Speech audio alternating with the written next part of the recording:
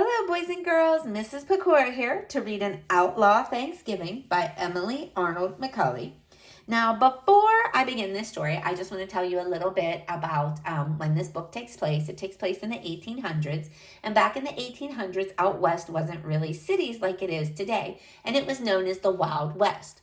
Also, another thing that's in this story, there was really not a lot of cars. I don't think there was any cars in the 1800s. And people had to get places by taking the train, or they could take a horse and buggy or a horse and a sleigh like on here on the cover. So in this story, our little girl and her mom are traveling via train.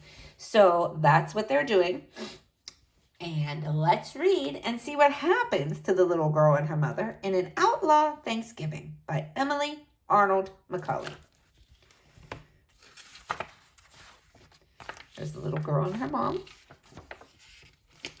Okay, now boys and girls, I have to move the book because it does not fit in the frame of my camera here. So I'll just move it along so you can see the pretty illustrations. An Outlaw Thanksgiving by Emily Arnold McCulley. Here's a picture of the train. And boys and girls, this is a map of the United States, and these lines on it are the railroad lines because there was different ones. There was a Pennsylvania Railroad, a Chicago and Rock Island Railroad, the Union Pacific Railroad, and the Southern Pacific Railroad. So these are the different railroads lines that people would take. Okay, maybe I'll just show you the pictures and I'll read the words. That might be better. The Chicago and Rock Island Express roared into Omaha, Nebraska, one November day in 1896. Clara Mather was the first one off, eager for a gulp of fresh air after 2 days in a sooty rail car. Clara and her mother had come halfway on a journey that had begun in New York State. The day after tomorrow, they would meet Papa in Utah and go to a new life in California. Her mother hurried into the station to freshen up. Clara set off to explore. "Keep your eyes peeled coming west," Papa had written. "Out here, you never know what will happen next."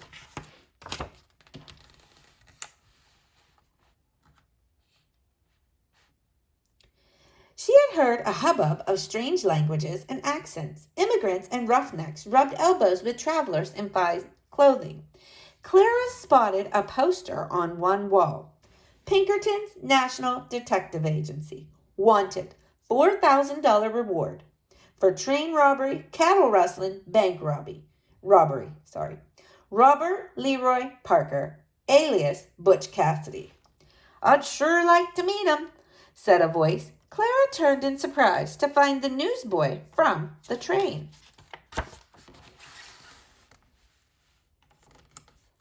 "Butch Cassidy? But he's an outlaw," she said. "No worse than the robber barons who run these railways," the boy replied with a grin. "Anyway, I think I'd like Butch Cassidy. They say he's awfully good-hearted.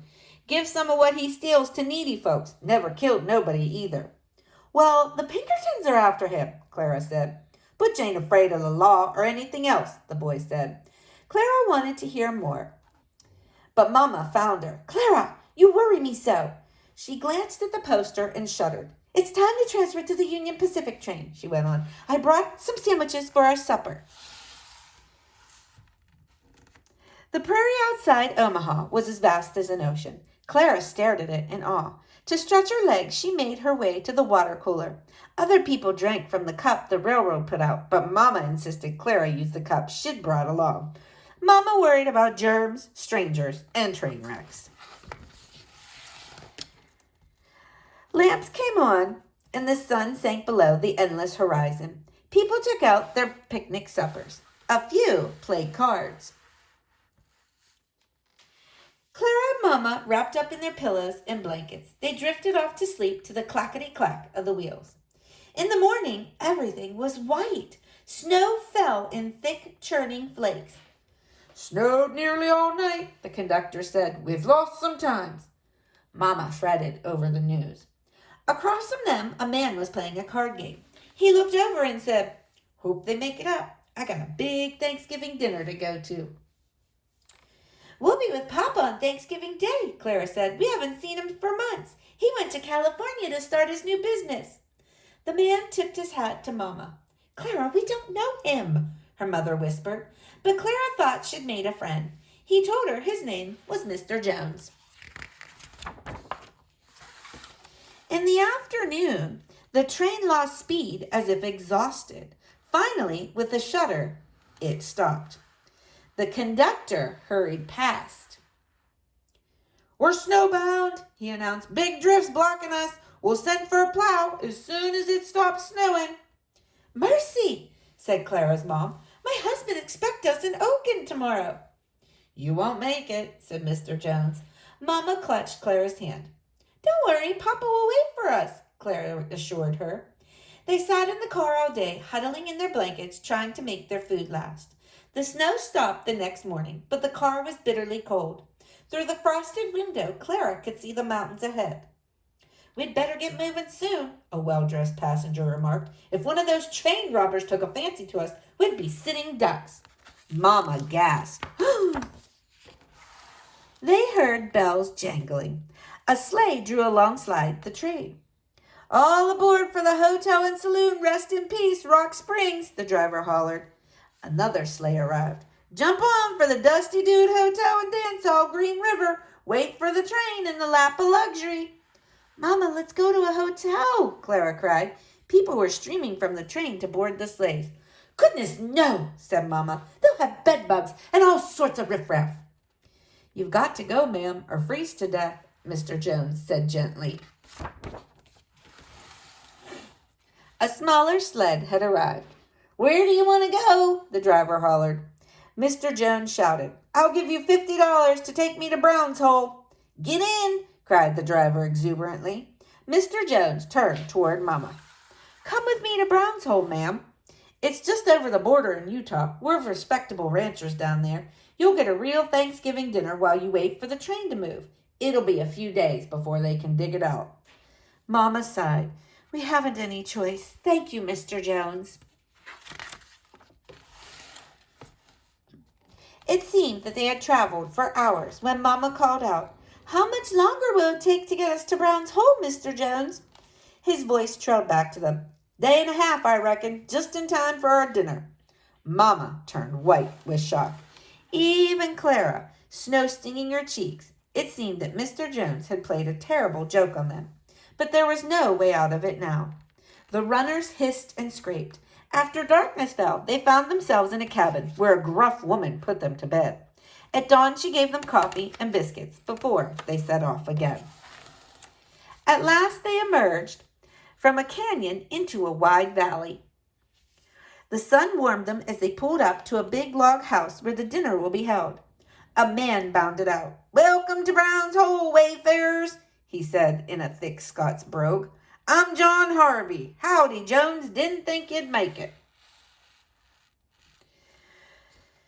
"We were all snowbound on the train," Mr. Jones said. He introduced Mama and Clara to Jarvie, the local storekeeper. "You're brave pilgrims," Jarvie said to Mama, "and you're just in time. Some of our old cowhands are giving a banquet today for the residents of Brown's Hole." People streamed from the house to see who had come. "Let me introduce our hosts," said Jarvie. "Ladies, meet Bill, Les, Elsa, Ism, Bob, and Harry." Clara was startled, sure that she had seen one of the men somewhere before. Bob bowed low and kissed Mama's hand. "That brooch is most becoming, ma'am," he said. "Such refined manners," Mama whispered to Clara. "He looks familiar, don't he? I can't imagine where we would have met him." A woman in a silk dress swished up to them. "I'm Ann Bassett. I'm famished, and I reckon you are too," she said, opening the door. Inside were long tables set with gleaming china, silver, and crystal. "My!" Mama exclaimed. While Elsa passed the relish tray, John Jarvie took up an accordion. He played, and the guests sang, "Then You'll Remember Me." Ann Bassett delivered a short talk on the meaning of Thanksgiving. "I coached her myself," John Jarvie said. Bob and the other hosts retired to the kitchen and could be seen scooping food onto platters. Their voices carried into the room. "You carve, Les." "No, let Elsa. Elsa's all thumbs. Where do I start, the neck or the tail?" Jarvie tapped his glass. Let us give thanks for our beloved brown hole, for this magnificent feast, and for America, the land of the free, he declared. Hear, hear, everyone called. Mr. Jones winked at Clara from across the table. She felt as if he had led them into a dream, strange and familiar at the same time. Clara ate everything. Oysters, cranberries, turkey with chestnut stuffing, mashed potatoes with giblet gravy, sweet potatoes, cabbage, beets, beans, cream peas, celery, pickled walnuts and sweet pickles, olives, fresh tomatoes on crisp lettuce, hot rolls, sweet butter, cheese, pumpkin pie, plum pudding, mince, and salted nuts. It was the biggest and best meal she had ever had. Bob bustled about, offering second helpings and thirds and even fourths. But when he came out with coffee, Islam yelled, "Ain't you ever served a formal meal before? You properly pour from the right." "Well, you know how sorry my aim is, Islo," Bob answered. "The important thing is to hit the cup." "Etiquette can put fear into the bravest man's heart," said Miss Bassett. Mama laughed with the rest, but Clara, staring at Bob, had heard a sudden echo. "He ain't afraid of the law or anything else." The face on the poster, Robert Leroy Parker. Bob was Butch Cassidy and his friends. They must be outlaws too. She glanced at Mama, who seemed to have forgotten all her worries. Clara must keep her from finding out they'd been led into a den of thieves. Poor Mama, she'd faint dead away if she knew. John Jarvie got out his fiddle and struck up Turkey in the Straw. People danced. Clara watched to see who Bob, Butch, would choose for a partner. He came straight for her. He bowed. "May I have this dance?" Clara stared at him. His blue eyes twinkled. She had to be brave for Mama's sake. "Mr. Cassidy, are you going to rob our train?" she blurted. Butch roared with laughter. "I saw right away that you were sharp," he said. "How did you know who I was?" "I saw your picture on a poster," said Clara. "Well, a poster don't tell the whole story of a man," Butch said. "We've all worked as cowhands here. These people have been good to us, and we're just saying thanks today." He winked. "We won't rob your train. I wouldn't want to scare your mama after she's had such a nice time." They danced a polka, whirling about the room until Clara was dizzy. The dancing lasted all night. At the end of the party, Butch Cassidy took Clara's hand and closed it around a brand new silver dollar. "Take this to remember the great Thanksgiving banquet on Brown's Hole," he said. The dollar was warm in her hand. She wondered how he'd gotten it. "Thank you," she said. "I'll never spend it." Clara and Mama stayed with John Jarvie's family. 2 days later, a messenger arrived with word that the track had been cleared. Jarvie's mail sled took them back to the train. When they finally saw Papa, they poured out the story of their unexpected Thanksgiving feast.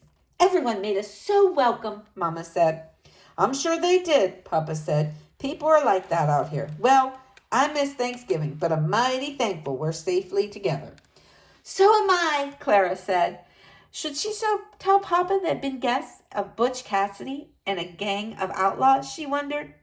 "I'll tell him when we get to California," she decided, "and I'll keep my eyes peeled the rest of the way west. Out here, you never know what will happen next." Now, boys and girls, the author's note just says that about trains, and then it says how snow was a problem on the prairie. Passengers could get stuck on the trains because they didn't have the means to clear off the train tracks like we do today. So what they would do is they were called snowbucker plows, and they rammed into the snowdrifts at 65 miles per hour. Some disappeared in the drifts and stalled, trapping the crews. Some would blow through it, and that's how the snow would get pushed aside. Then it says, Butch and his gang had been youthful cowhands in Brown's Hole for several years before and after the turn of the century. This ranching community was a favorite place for outlaws to hide out. And it was saying about how the outlaws hid there. So, hope you enjoyed the story, boys and girls. Have a great day.